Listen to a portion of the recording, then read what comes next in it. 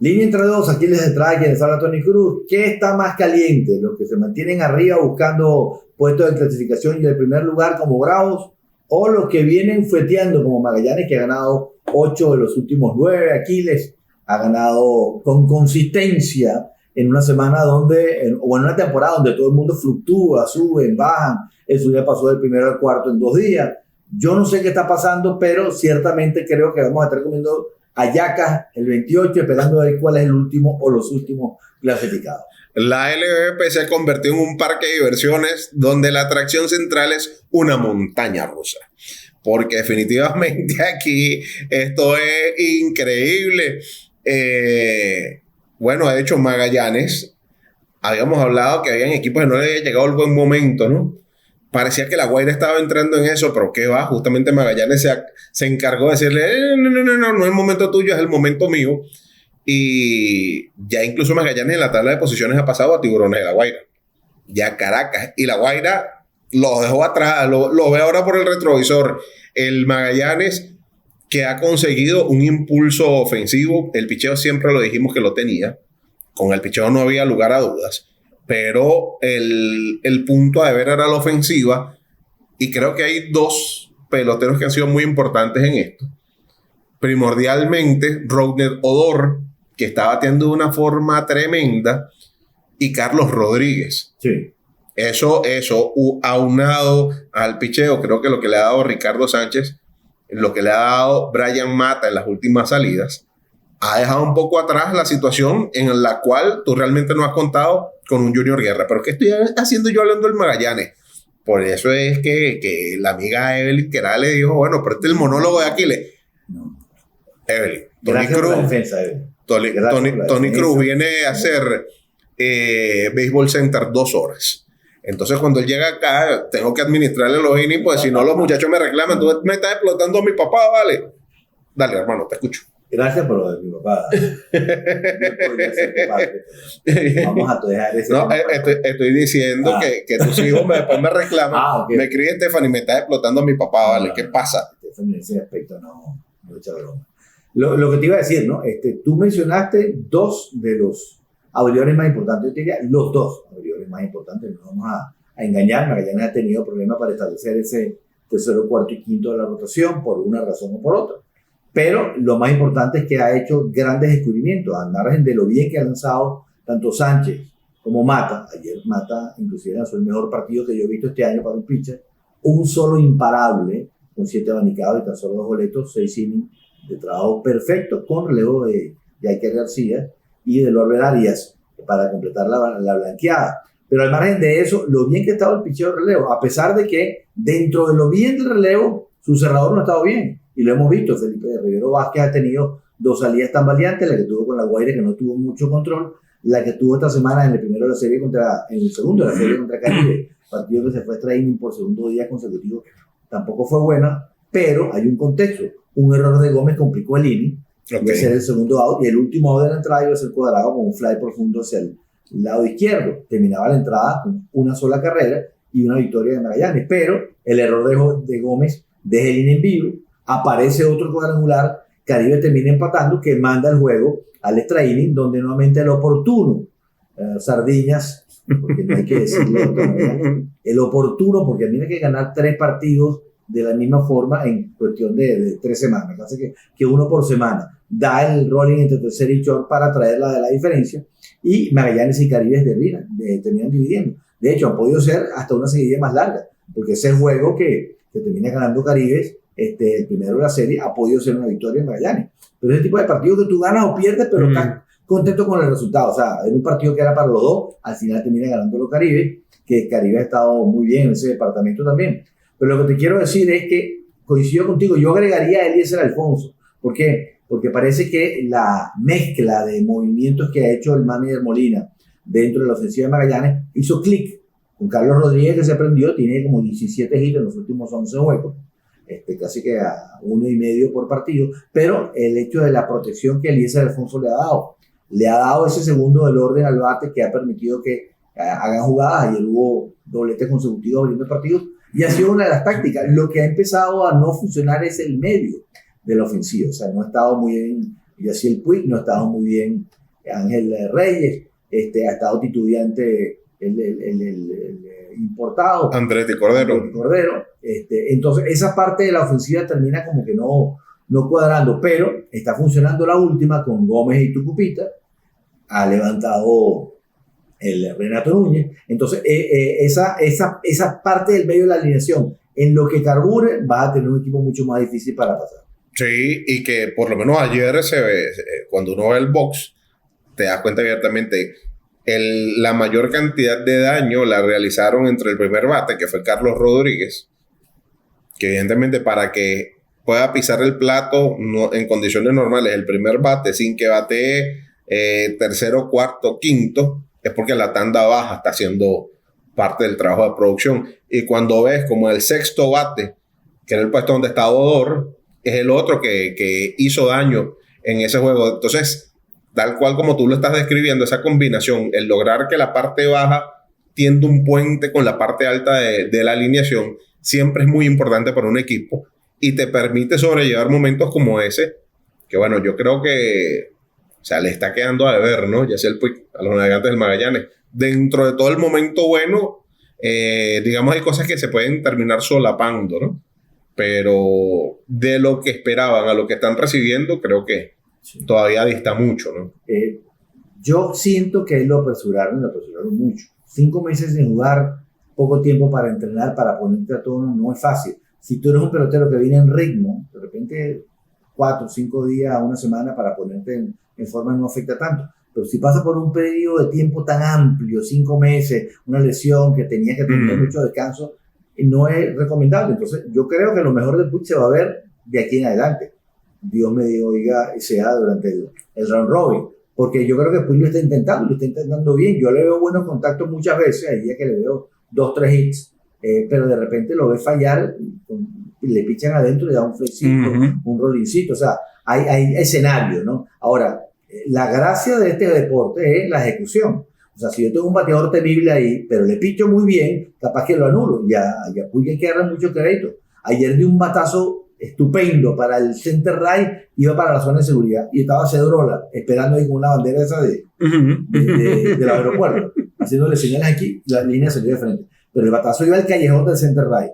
Que le está jugando bien, eso forma parte de la gracia, jugarle bien y picharle bien. Exactamente. Si no, este deporte no sería lo que es. Así es.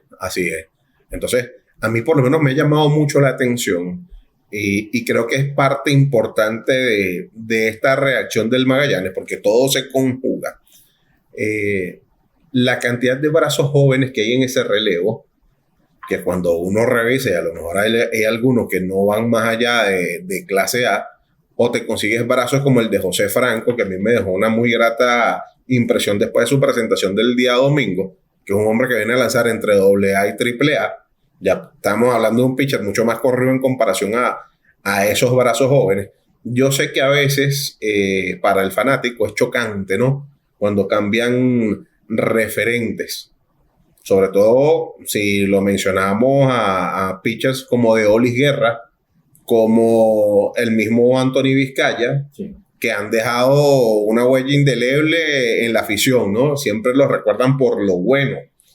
Pero yo creo que cuando lo ponemos en perspectiva, entonces, bueno, tenían los suficientes brazos de respaldo como para protegerse. Y en esa parte no ha palidecido. Y leía por ahí que, por cierto, le había respondido a uno de nuestros amigos que nos escriben, porque todo aquel que se sienta a ver en línea entre dos, y más aún todavía, que tenga la deferencia de comunicarse con nosotros, de mandarnos un mensaje, de expresar su parecer, siempre y cuando sea con respeto, ese es amigo nuestro. Claro. Y había uno de ellos, discúlpame porque se me escapa en estos momentos el nombre, que preguntaba por Antonio Sensatela, y en el momento decía, mira, Sensatela tiene más de 10 años en no picha acá, viene de un año de más de 180 episodios de labor, después una operación, 130 creo que son.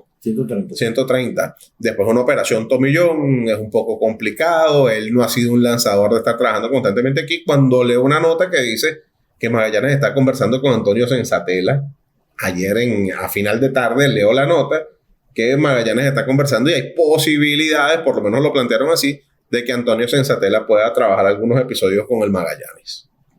Por cierto, el password lo cambiaron. O sea, no lo cambió Magallanes, no. Sí. Lo cambiaron, no. Boston cambió. Boston lo cambió por Oviedo, el cubano, a los Piratas de Pittsburgh. Yo creo que es una buena noticia.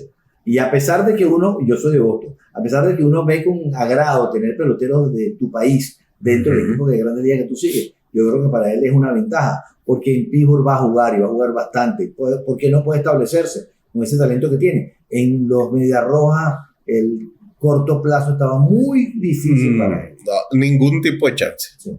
Porque en realidad, o sea, la situación de Boston está tan difícil que todavía no saben cómo van a hacer para poner a jugar a la vez a otro venezolano, a Wilyer Abreu, a Jarren Durán, a Sedan Rafaela y a Roman Anthony. Sí. O sea, tienen cuatro peloteros muy buenos para 3 lugares disponibles nada más. Y esto falta ver lo que decía hacer Boston, que pareciera que, bueno, después vamos a hablar en otro bloque de Grandes Ligas, pero pareciera que Boston se está preparando para invertir en la agencia libre buscando un bate de impacto.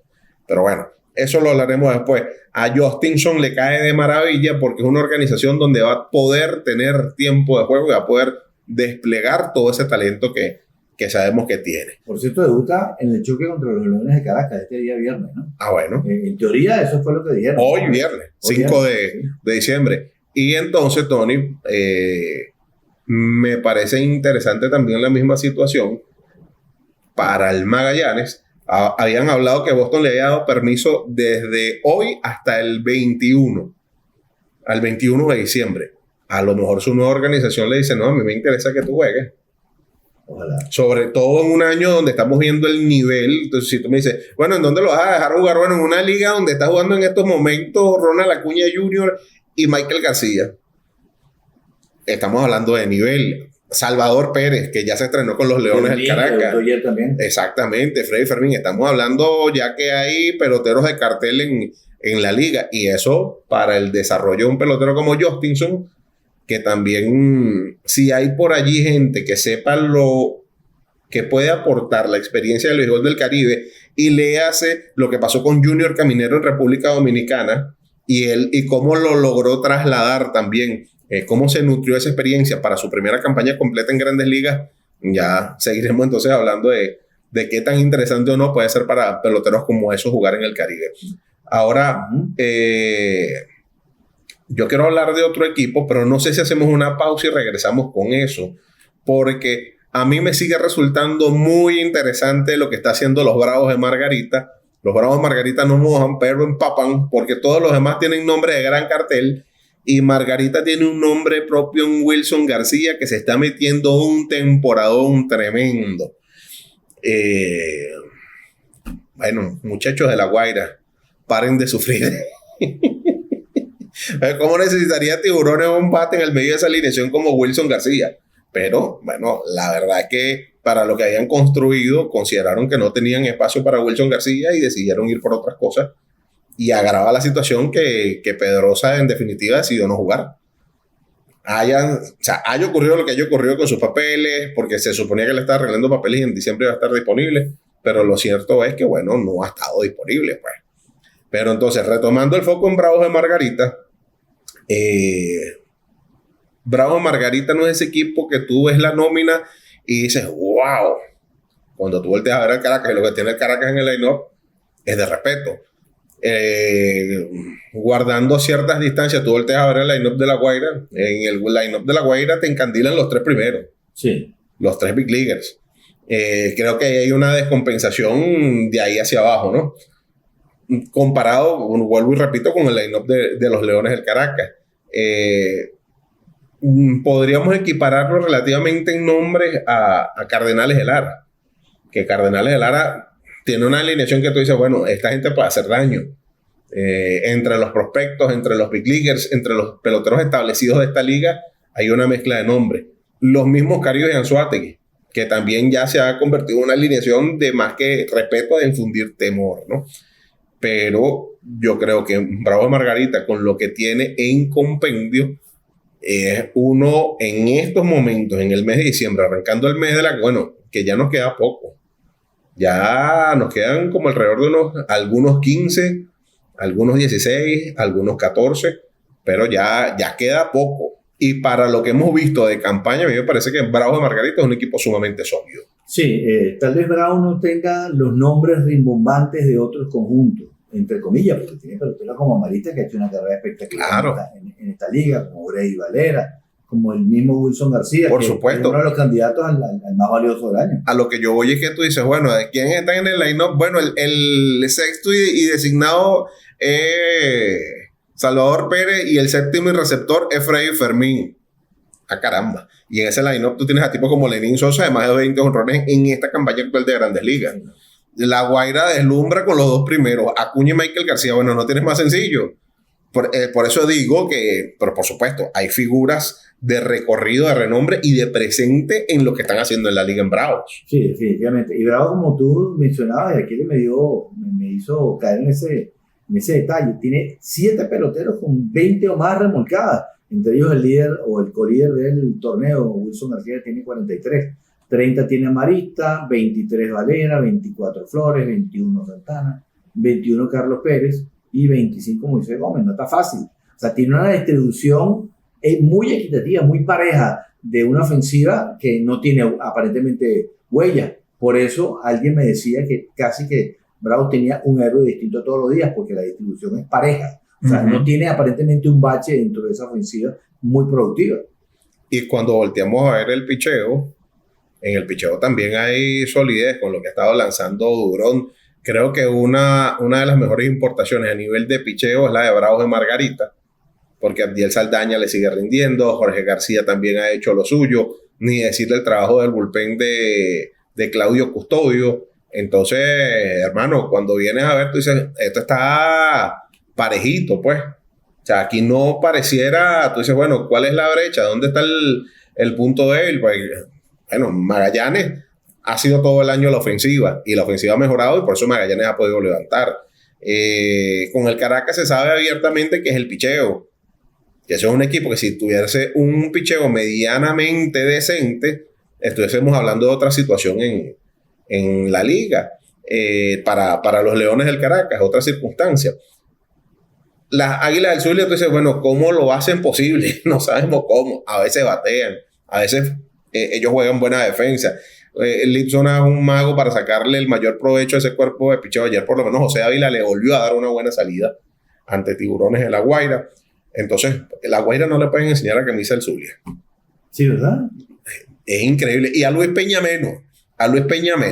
Luis Peña es Drácula y la camisa del Zulia es la ristra de ajo y el crucifijo. Porque, hermano, ¿qué equipo para tenerse la tomada a un pelotero? Pero bueno, lo cierto es que a mí me parece que en compendio Bravos de Margarita es un serio aspirante, sobre todo por la capacidad de la regularidad que han tenido durante todo el torneo. Y amén de lo que hizo Tigres Aragua arrancando el torneo, es el equipo que, como con más propiedad, se ha tomado ese primer lugar, sobre todo en un momento donde ya, digamos que las cargas están más parejas. Tony Cruz, vamos a hacer una primera pausa. Me parece pertinente.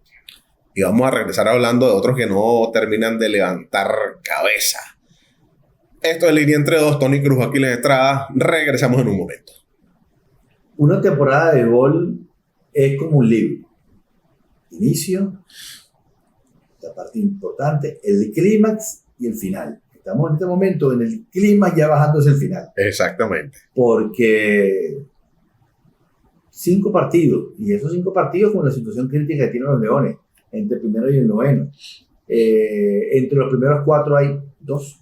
Así que aquí pareciera que fuera una carrera de caballo, que en vez de los caballos ir corriendo hacia adelante, van hacia atrás. ¿Tú nunca jugaste? Esa es la impresión que da. Yo veo esos los caballitos que se movía la pista, y tú ponías unos caballitos con unos imanes, los bichos iban corriendo así. No. Más o menos esta situación es así. Yo sí tuve varios juegos de eso de pequeño. Y era muy divertido porque de repente había uno que como que agarraba una parte de la pista que estaba más imantada, de repente pasaba por fuera y daba la vuelta y venía atrás. Bueno, yo me espero que en cualquier momento va a pasar esa situación, porque es que es más complicado, es imposible, ¿no? Yo tenía primero tanto tiempo que no veía que ningún equipo dominara la liga como no ha pasado este año. Quiero decir que los líderes fueron los Tigres de la primera semana, básicamente por un gran arranque sobre Cardenales. Ellos agarraron a Cardenales como frío y le metieron 3 cachetadas por la cara y lo pusieron ya al final de la clasificación, y los Tigres se aprovecharon de esa situación, pero se ha nivelado esa situación de Cardenales. Cardenales no es un equipo fácil en este momento, coqueteando con esa cuarta, quinta posición de la tabla, y un equipo que mejora, que viene en su mejor semana del torneo, y contradictoriamente, a pesar de las adiciones de Michael García y de Ronald Acuña, le pesó más la salida de Areynamo que la llegada de los otros dos. Eso pudiese ser una interesante conclusión. Los Leones hacen movimiento, traen peloteros, llegó Fermín, llegó Salvador, un solo juego, hay que ver cómo les pasa este fin de semana, y la situación no cambia. Muchos de sus peloteros tradicionalmente bateadores y por mucho en la liga no terminan de despertar. En estos días fue Arcia que le salvó, creo que un partido con 2 batazos y con una atrapada de paso espectacular, robando un cuadrangular, ¿no? El martes. Sí, señor, robando un cuadrangular. No sé si fue el mismo... A Michael García. A Michael García. Que me parecía que el pronto estaba afuera y eso cambiaba el juego. Lo ponía 3-2 y eso jugó 3-2. En el noveno las cosas, uno nunca sabe para dónde van. Pero lo que te quiero decir es que han tenido que recurrir, digamos, a otra parte profunda de la banca, porque se han jugado mucho, cuando los titulares no han estado tan productivos. Bueno, eso habla de la profundidad que tiene ofensivamente el equipo de los Leones del Caracas. Sí. Tiburones de La Guaira había podido hilvanar semanas positivas. De hecho, la previa a esta fue tan buena que La Guaira ha podido ganar sus 6 juegos de pelota.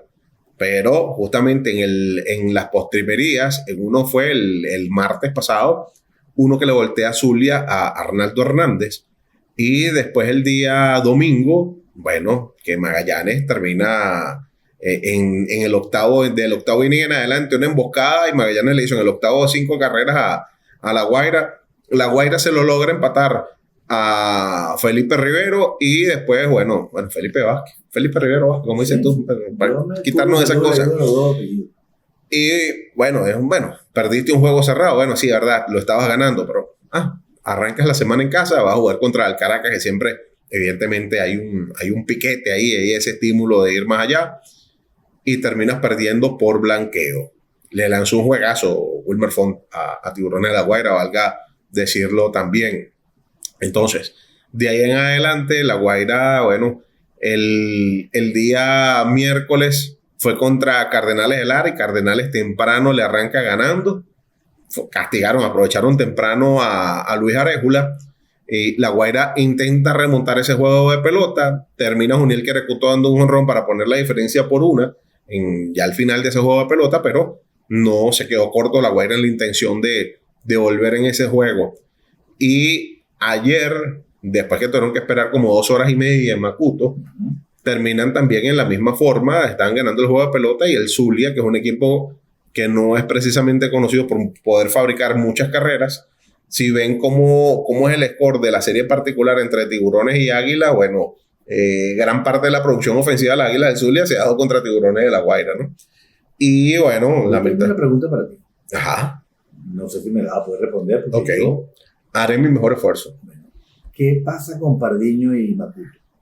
Hay un romance, pero tremendo. Sí, ¿verdad? Yo creo que los 3 partidos que he lanzado allá, espectaculares. Ayer los otros juegazos, 6 episodios, 3 y una sola carrera. Lo que pasa es que al final se cae Peña y Pirela, pero ese muchacho en Macuto, yo creo que no tiene 2 de efectividad, 1 puntual. Yo creo que se combinan 2 factores. Que Pardiño es un pitcher que le da muchos flies, y Macuto engaña. Macuto no está ahí. Entonces, bueno, a nivel del mar, así como es en Puerto La Cruz, que la pelota vuela, no, todo lo contrario. En ese parque la pelota no camina. Sí, porque la brisa viene del mar hacia el estadio. Entonces, esos son factores que se conjugan para que tú ahí en ese parque no ves la fiesta de jonrones, la fiesta de batazos que puedes ver en Puerto La Cruz. Y parece mentira, o sea, hay que estar ahí para percibirlo. Llega a ser bastante frío. O sea, la brisa es fría. Entonces también influye un poco eso en la condición de la humedad y todo lo demás, pero todo se va conjugando para que no sea un parque donde la pelota vuele alegremente. O sea, creo que se combinan ese par de factores, ¿no? Pero lo cierto es que La Guaira cayó en una dinámica difícil. Ahora va para Barquisimeto. Le tocó terminar ese juego en Macuto, irse para Barquisimeto. Terminando en Barquisimeto, bajan a Maracay para dormir en Maracay para jugar el domingo contra los Tigres de Aragua. Veremos si le logran sacar provecho. La sede de Macuto, el hecho de jugar en Macuto es un poco mentiroso porque igual al desgaste, que era parte de lo que aducía Ali Castillo, el desgaste de las giras, el jugar, la dinámica de, bueno, tengo que bajar más temprano, me tengo que disponer más temprano, hay que bajar a Macuto, tienes una situación climática, no tienes las comodidades que tienen en el clubhouse del Parque de la Ciudad Universitaria, que esa también es otra realidad más. Entonces pareciera como que no se terminan de sentir a gusto. Entonces esa dinámica es como pasar la semana completamente en la carretera. Y de paso el broche de oro es que cierras con el hecho de que te toca después irte para Barquisimeto, bajar a Maracay para terminar la semana. Una semana donde por asuntos personales William Cuas no va a estar, le hubiese tocado el día domingo, si mal no recuerdo, porque él abrió el martes. No va a estar, La Guaira va a tener un día de relevo y probablemente sea Ángel Macuar el que lance el día domingo en Maracay. Entonces mira, sí, tal cual como tú lo dijiste, parecía que bueno, la guinda del pastel era que se estaban incorporando no solamente Ronald Acuña, Michael García y el regreso de Gabriel Arias, pero definitivamente ha pesado más para Tiburones el factor de que se haya ido el chamo Arellano. Ahí bueno, Yader Arellano. Tranquilo, que es que se me enredó la lengua. Yo tengo eso con Justinson. ¿Con quién? Justin. El password, ¿vale? Sí. Pero tú sabes que él tiene un hermano, y permítame el inciso. El nombre del hermano es peor que el de él. El hermano le dicen en Estados Unidos The Username. The Username. Ajá, pues se llama Johansson. Ah, qué bien. Y de password es Justinson. Qué creativo en eso. El hermano de él, creo, si mal no recuerdo, está con los Piratas. Creo que el hermano de él está con los Piratas en AA, que es receptor. Bueno, después se lo corroboro. Como para aprenderse el lugar esclavo. Cuando te tocas una broma, tú tiras ese nombre, nadie... No, te pusiste muy exquisito. Yo pensé que esto es uno, así como cuando, yo no sé si pasará en otras regiones de América Latina, pero en Venezuela teníamos un juego exactamente, el ahorcado. Es así como uno se aprendió esternocleidomastoideo para fregar la paciencia, bueno, no. Justinson es perfecto para jugar al ahorcado. Supercalifragilístico espialidoso. Exactamente. Era de la película de Mary Poppins. Mary Poppins. Esa palabra de nueva oportunidad me lo pusieron cuando la vi y dije, no, eso no es posible. ¿Qué es esto? No existe una palabra así, pero sí existía. Mira, ven acá, pero vamos a hablar de otro que no le termina de ir del todo bien y pareciera que reacciona, pero se va quedando, ¿no? Los Tigres de Aragua. Y ustedes hoy tuvieron en Baseball Center a Leobaldo Cabrera, sí, que me pareció maravillosa la entrevista, sobre todo por la claridad de él para expresarse. Y me quedé con varios detalles, y uno de esos detalles fue cómo el aspecto humano y la relación de esos peloteros más jóvenes con los peloteros de más experiencia y la no mezquindad de esos experimentados en un compartir, te comparto lo que a mí me resultó. Que eso es una especie de asesoría, Tony Cruz, que están recibiendo esos muchachos en esos momentos. Es verdad. ¿Qué te puedo decir? Porque si tú quieres asesorarte, tienes que hablar con Borges Hernández, perdón. Tienes que ver y preguntar por Guairo.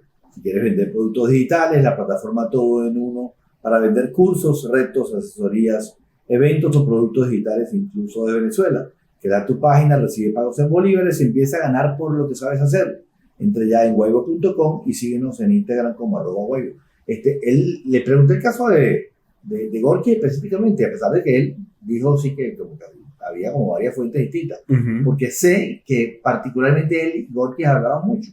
Creo que en otra entrevista que le habían hecho por ahí yo había escuchado que él tenía como un tema de conversación muy frío con Gorky y le pregunté, entonces mira, háblame, no, que el tipo tiene una preparación muy buena, cómo se prepara para los juegos, cómo entrena, porque eso es complicado, uno cree a veces que no. Yo recuerdo en una oportunidad un pelotero me dijo que en ese rol de no pelotero de todos los días, un día se había pasado a Maraca. Él estaba entrenando porque pensaba que no iba a jugar, era un bateador derecho y tenía un pitcher derecho. Y pues bueno, no voy a jugar porque este pitcher derecho, a mí me van a traer cuando traigan un zurdo dentro de, no sé, 1 o 2 días. Y el tipo entrenó y entrenó. Y resulta que el man me cambió de opinión y lo puso en el line y el tipo tenía los brazos por el piso. O sea, no podía levantar ni el madero. Entonces, lo que hizo fue intentar tocar un par de pelotas por ahí, porque se pasó de Maraca entrenando. Entonces, esa conversación que tiene que ver con el pelotero y cómo se prepara para ese día, porque él no es uno de los que juega todos los días. Ha jugado 31 partidos, pero mucho de eso en tono defensivo, de repente sale un pelotero y él entra a jugar los jardines. Ese tipo de escenario, ¿no? Entonces, claro, de los casi 41 juegos que ya en la liga, él ha tenido creo que 70 y tantos turnos. Mira que no es tanta la frecuencia y cuando lo pones a jugar de repente un par de turnos. Pocos son los juegos que ha jugado completo. Pero de todas maneras, preguntarle por esa preparación, me dijo bueno, que hay un gol que hablaba de todo, en todo escenario, no solamente de pelota, de preparación, de todo, y que le había dado muy buenos consejos. Entonces por eso creo que por ahí va esa parte de la entrevista. No, sin duda. Y no hay lugar a la interrogante, porque si ustedes buscan el Café Podcast, realmente es un gusto escuchar, y sobre todo desde la perspectiva del pelotero, y con la claridad y la sencillez con la que José Alberto el Cafecito Martínez expresa y comparte, digamos que parte de sus secretos profesionales. Oye, es bastante nutritivo. O sea, aquí para mí José Alberto ha sentado un precedente, ¿no? En el hecho de, ya en Estados Unidos vemos, por ejemplo, Mookie Betts tiene un podcast. Mike Moustakas tiene, no Hosmer, mentira. Eric Hosmer tiene un podcast propio. Hay otra gente que participa en programas como Jay Pierzynski, Eric Kratz, que creo que también está Papelbon, que lo unieron a Foul Territory, que nació como podcast y después eso se terminó convirtiendo en una transmisión de streaming y después terminó recalando en MLB TV. Entonces, Eduardo Escobar es otro de esos peloteros que también tienen esa calidad humana y esa aproximación con los peloteros jóvenes. Mire, en la Liga Mayor prácticamente no va nadie a hacer cobertura de eso. Y yo aprovechaba esos espacios. Y hubo muchos momentos donde el único individuo que ejercía periodismo era yo. Y había momentos donde ni siquiera lo hacía por ejercicio profesional, sino era, bueno, la oportunidad de compartir y de escuchar y de aprender. Nunca vamos a terminar. Nos vamos a ir de este plano y vamos a estar aprendiendo a hacer algo nuevo. Entonces, aprendiendo, escuchando, preguntando, conversando. Que a veces hay gente que dice, bueno, pero que este habla dónde jugó pues este cree que se la sabe toda. Es que uno pregunta, uno aprende, mire, una de las cosas que yo más atesoro es una oportunidad donde, como si hubiesen sido muchachitos, estaba Carlos Subero dirigiendo a La Guaira, tenía Marco Avalillo dentro de su staff y Pompeyo lo fue a visitar. Y Pompeyo los tenía en Maracaibo. ¿Sabes que en Maracaibo hay un sillón largo y hay uno que es más cortico hacia los extremos del... Bueno, en el cortico los tenía a los dos sentados, los dos están así como unos muchachitos escuchando a Pompeyo. Evidentemente, ¿qué iba a hacer yo? Hay momentos donde uno tiene la oportunidad de estar en un lugar, la cosa no es con uno, pero tú puedes estar cerca y tú escuchas. Ya, tú te imaginas qué cantidad de conocimientos no absorbieron ese par de señores ahí, escuchando una institución como Pompeyo Avalillo. Bueno, hay momentos que uno está en el lugar preciso para escuchar cosas. Y eso también lo nutre a uno y era parte de esa conversación y parte de ese proceso de nutrirse uno como periodista para brindarles después a ustedes cuando uno tiene la oportunidad de sentarse en el micrófono a trabajar. Entonces yo veía muchas cosas dentro de ese núcleo que en buena manera, ese núcleo de centauros de La Guaira es la base de los Tigres de Aragua. Sí. Entonces muchas cuestiones que uno podía apreciar y que después te das cuenta que lo retransmiten en un entorno donde hay mucho más, digamos que roce, donde hay mucha más atención, porque evidentemente no es la misma de la presión, sino eso es algo interesante de preguntárselo a Luis Peña. Disculpen, la presión de lanzar en una liga mayor donde él fue uno de los mejores lanzadores, al entorno y la experiencia de lanzar en esta liga, de ser compañero de equipo de un Ronald Acuña, cuando ese hombre, la experiencia que llegó a tener en ligas menores fue de clase A normal. Hasta ahí llegó. Y de repente un día te volteas y dices, bueno, pero es que ya yo soy compañero de equipo de un tal Ronald Acuña Jr., nada más y nada menos. No, el año más valioso. Y ojo, en el prime, porque Ronald sigue estando en su prime, Sí. ¿no? O sea, esas cosas tiene la vida. Tal vez te voy a traer a colación un detalle. Tal vez lo más gracioso que vimos este año en Grandes Ligas fue la expulsión de Boone por el grito de fanático. Un fanático grita una cosa y estaba en la misma línea de Boone, el árbitro se quita la careta, se queda mirando y le expulsa, y resulta que no vio, entonces él le dijo, no, yo no fui. Lo más gracioso que yo he visto esta temporada, lo vi anoche. ¿Qué fue? Buenísimo. Creo que fue en el tercer turno del cafecito, sale el plato, y el árbitro Deri Pacheco había tenido un partido bastante bueno, muy pocas equivocaciones, ninguno de los equipos sabía. Creo que una vez un pitcher del mismo Aragua, creo que fue Tuta Medilla, como que no le gustó un picheo, ¿no? Entonces cuando llega el tercer turno del cafecito, él le dice, oye, qué buen partido has tenido el día de hoy, y se pone a batear. Pero lo primero que pasa es que le sentencia un picheo y el cafecito dice, iba bien hasta ahora, iba bien, ¿no? Y lo peor es que en ese caso lo ponchan, ¿no?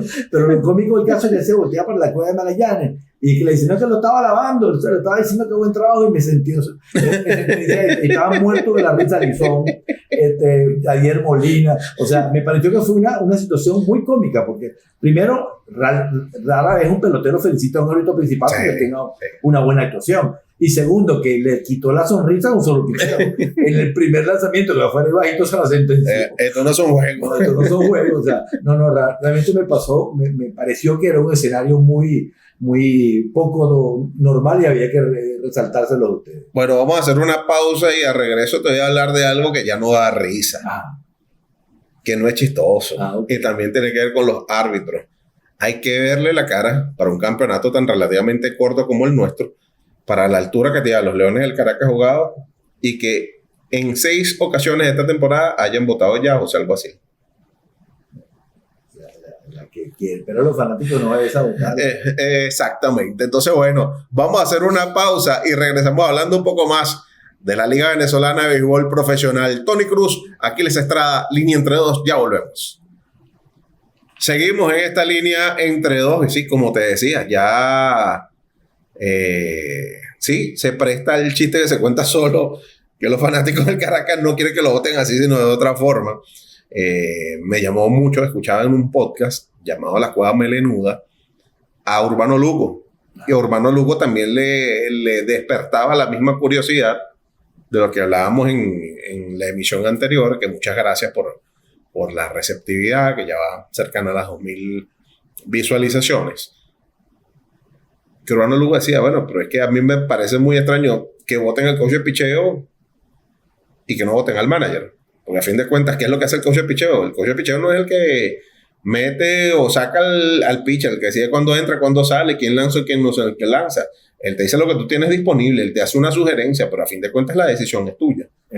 Entonces, bueno, nada, la apuesta sigue yendo por ahí, la gran mayoría, muchísimas gracias a los que han respondido de forma jocosa, porque a fin de cuentas para nosotros, si bien esto es la manera como nos ganamos la vida, el béisbol sigue siendo un juego y hay que tomarlo con esa cuestión lúdica.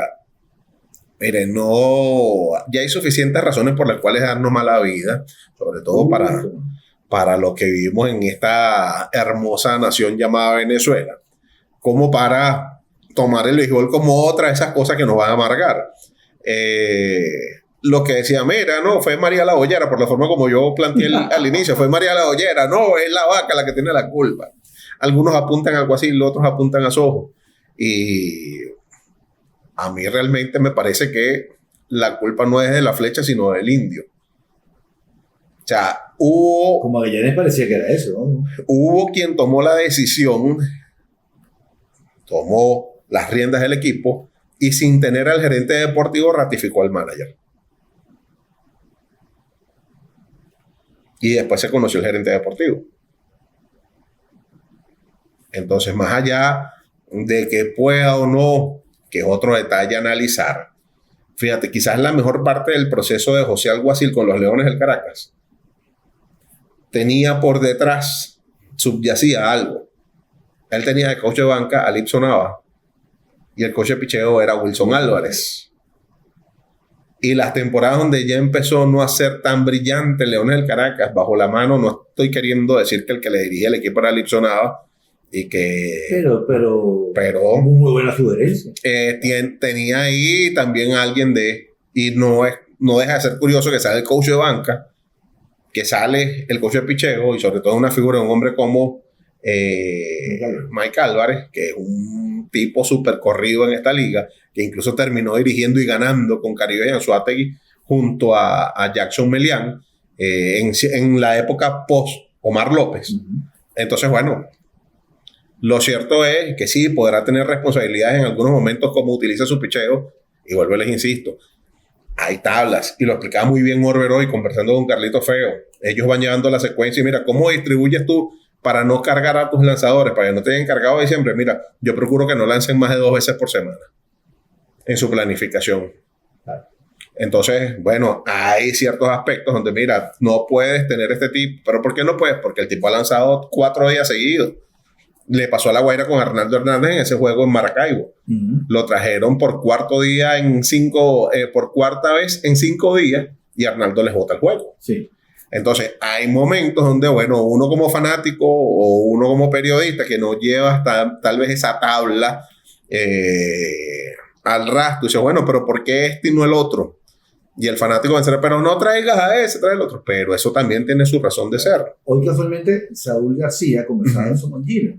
Le decía, háblame de tus limitaciones. Y le dijo, no puedo lanzar en días consecutivos, no puedo lanzar un episodio de más de 30 picheos y no puedo utilizar en un juego más de 40. O sea que si lo extiende más allá de un inning, él no puede ir más allá de 40 picheos.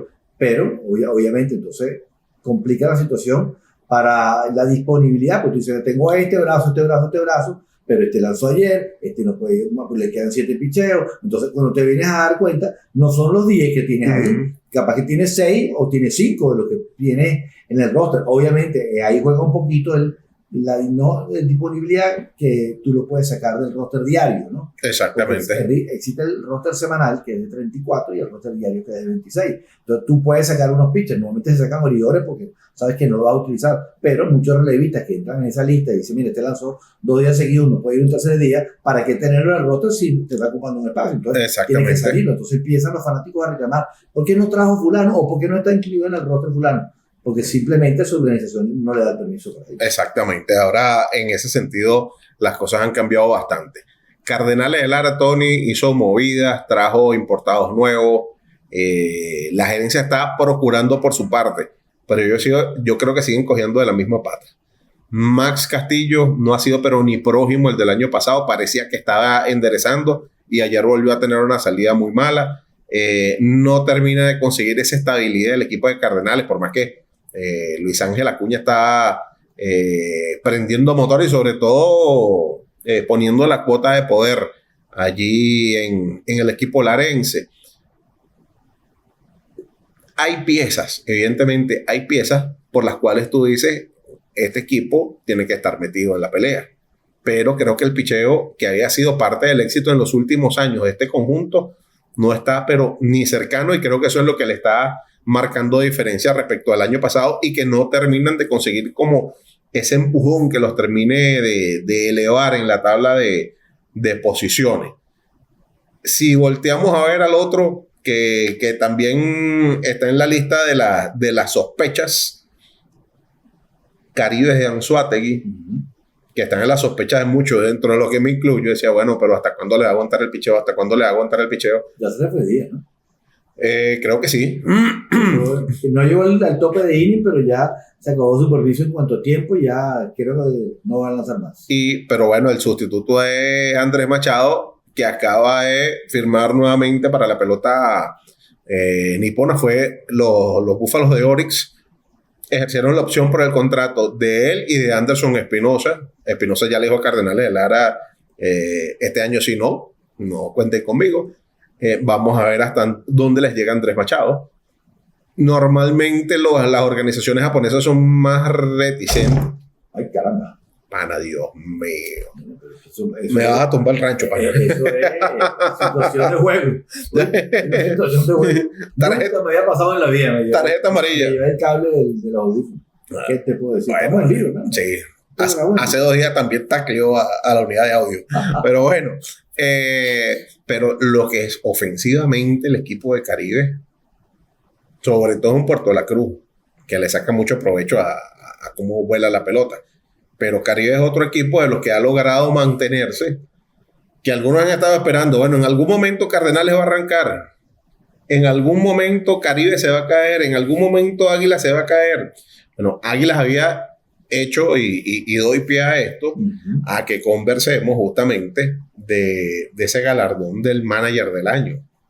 Porque es que hay unos cuantos que empiezan a tener, ahora que Yadier Molina está levantando al Magallanes, que Magallanes tenía un déficit tan importante, y ya Magallanes está por encima de Caracas, de La Guaira, un Águila del Zulia donde el Ipson ha hecho de tripas corazón, un Adrúbal Cabrera que tiene nuevamente metido en la carrera de la postemporada a Caribe de Anzoátegui. Bueno, tú me dirás, y el mismo Henry Blanco con lo que está haciendo con los Bravos de Margarita. Yo te diría que de esos papeles el más cómodo es el de Henry, porque ese equipo llegó a la final y él sabía exactamente el material con el cual contaba cuando él acepta abandonar Cardenales para ir al subcampeón. Para mí el papel más complicado lo tenía Asdrúbal. 3 eliminaciones distintas, salieron de Astudillo, se retira Newman Romero. Una renovación, una literal. Renovación en sí, que tú dices, bueno, este escenario no está nada favorable para un manager que no tenía experiencia, que está recién retirado. Entonces, para mí el escenario más complicado era el de Asdrúbal. El del Ipso es difícil porque el Zulia ha tenido inconsistencia. La importación fue muy mala, sobre todo la importación de picheo, básicamente. Y pues por ahí metió al Zulia en ciertos problemas y dentro de lo que es ese contexto, Zulia estuvo primero gran parte del año. Pero lo hecho por Molina es interesante. Molina tenía al paciente en terapia intensiva, entubado y a punto de ponerle el respirador. En pronóstico reservado. Y el hombre ha ganado 8 de los últimos 9 y desde que llegó, que tomó el mando de este conjunto hace poco más de 2 semanas, Magallanes ha levantado bárbaramente, ya abandonó el sótano y ya está 2 puestos más arriba y hoy si gana se pone 500, cosa que hace unos días era algo impensable. Sí, yo te voy a decir algo. Hay algo en lo que difiere un poco de ti. En el caso, yo creo que menos tenía que perder a Asdrúbal porque estamos viviendo el escenario más optimista que podía tener Caribe, ¿no? Sí, es verdad. Y nos lo dijo Otto en el inicio, cuando tuvimos la oportunidad de conversar con él en la pretemporada. Evidentemente, del dicho al hecho hay mucho trecho y lo importante es que Asdrúbal ha sido capaz de hacerlo, de llevar adelante este grupo, de consolidar lo que eran las aspiraciones de la gerencia de Caribe, el equipo que se le armó, que se le entregó. Yo no lo esperaba. Lo ha podido. De hecho, yo no lo esperaba. No, es que nadie, o sea, el que se lo esperaba, evidentemente, porque ha trabajado para eso, Otto Padrón. Pero más allá de eso, es decir, que alguien esperara ciertamente que Caribe iba a estar en una posición privilegiada sobre otros equipos que en estructura, en nómina, a nivel de figura, de profundidad en alguno de sus elementos del juego, no se lo podía esperar. Lo de Henry, yo no sé si lo hemos hablado. Bravo fue el equipo que tuvo lo que tenía para este año más temprano. Sí. No es que le falte y no es que le sobre, sino es lo que tienen. Y con lo fortalecido que se suponía que iban a estar otros equipos, no era tampoco una labor sencilla decir, bueno, yo voy a seguir siendo competitivo al nivel que están siendo competitivos, que hoy día tomaron la punta de la LVP. Entonces, mira,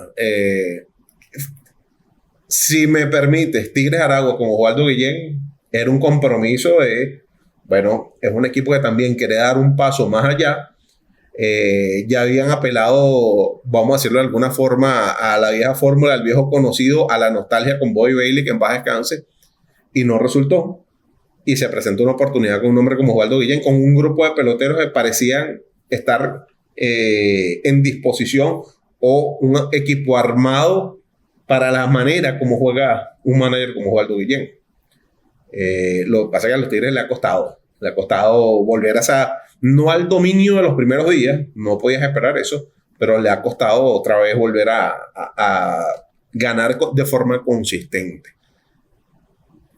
Vamos a ver qué ocurre, porque en estos 14, 15 días que quedan, esta carrera yo creo que se va a inclinar, igual que va a pasar seguramente con otros galardones. Yo sí creo muy difícil que el novato del año alguien se lo saque a Yader Areynamo. Ya le pondremos a hacer la inscripción. Pero yo creo que el más valioso sí, el tiempo que él va a pasar sin jugar, sí le va a pesar. Y estamos viendo cómo se está dirigiendo Wilson García. Hay que ver cómo camina, porque evidentemente el parte del corazón de la ofensiva de Caribe Anzoátegui es Hernán Pérez. Y para un equipo que estamos hablando, que el manager del año, en la situación a la que nos referimos, evidentemente una de esas puntas de lanza, digamos, de la piedra angular de ese proyecto a nivel ofensivo, en buena medida es un pelotero como Hernán Pérez. Entonces, bueno, vamos a ver cómo camina esto y quién despunta, quién remata y quién dice, bueno, ven acá, el más valioso de esta partida soy yo. Ya veremos. Ahora fíjate en un detalle, Caribe va a renunciar a 2 juegos de localía. Y cuando digo renunciar, lo digo sin mezquindad. Jugar en Puerto La Cruz para ellos ha sido beneficioso, han ganado 14 de 20 ahí, y va a ir a jugar 2 partidos este fin de semana, que de hecho movieron la cita un día más para cuestiones de logística, para terminar de arreglar el escenario. Eso no se lo dice nadie, se lo digo yo porque eso es verdad. Creo que no lo había sido autorizado por no haber cumplido las cuestiones de MLB, la supervisión de MLB, claro. Y estaban trabajando para lograr eso. Es que ayer estaban trabajando, tuvieron 2 días trabajando 24 horas para terminar de arreglar el cuadro, para terminar de arreglar los jardines. Me imagino que la parte acolchada es importante y eso siempre es un trabajo de último momento, pero al margen de eso hay un problema con las luces. Eso no lo va a leer en ninguna parte, porque tuve que como que preguntar así, pero lo sospechaba. Yo dije, al niño no le gusta el chisme si no lo entretiene. Me pareció sospechoso, porque el horario me dijeron, no vamos a jugar el sábado, vamos a jugar domingo y lunes a la 1 de la tarde. Entiendo, el domingo me parece un día chévere, el diurno, me encantan los partidos diurnos, pero cuando me dijeron el lunes a la 1 de la tarde, yo dije, bueno, ya dijimos que es en San Cristóbal. En San Cristóbal. Ok. En San Cristóbal, el estadio metropolitano de San Cristóbal. Ajá, en el complejo Pueblo Nuevo. Bien bonito eso ahí. Yo lo conozco porque ahí me tocó hacer un partido amistoso de pretemporada y después me tocó hacer unos juegos nacionales ahí. Ahí para entrar no te van a preguntar si usted es de FOS. Eso es correcto. Entonces escucha esto. Entonces cuando me dicen el lunes a la 1 de la tarde, yo esto está como raro. Yo digo, ahí hay un detalle que no me han contado. Sospeché inmediatamente de las luces. Ya me confirmaron a través de José Gómez, quien habló con una periodista amiga mía que me dio el dato, me tuiteó por ahí. Pero no, José Gómez dice que el problema es por las luces. Que tenía lógica, porque a la 1 de la tarde un lunes nadie va a jugar. Hasta lo que sea la situación de Margarita de la temporada pasada, donde tuvieron que jugar una serie de partidos también por luz. Por luz. Entonces tú dices, no, ya esa es la razón de. Pero ciertamente Caribe está anunciando 2 juegos de localía, que tengo entendido, de hecho, va a pagar la gobernación del estado Táchira a los 2 equipos, traslado, pedaje, gasto, viático, etcétera. Normalmente cuando hacen eso, porque es así. Le interesa promocionalmente al estado difundir el estadio y hacer unos partidos ahí. Pero Caribe se va a quitar la ventaja de la localía para ir a jugar contra Magallanes y visita, porque Magallanes es el local. Exactamente. Sí. Pasa eso. Así que bueno, ya le estaremos hablando el día martes de cómo resultó todo eso. Nosotros vamos a hacer una pausa y ahora vamos a hablar de las grandes ligas que han ido pasando cositas. Sigue el movimiento de la temporada muerta, se acerca la reunión de los gerentes. Si a usted le interesa de esto, bueno, quédese y disfrute en la próxima parte de Línea Entre Dos con las grandes ligas. Ya regresamos.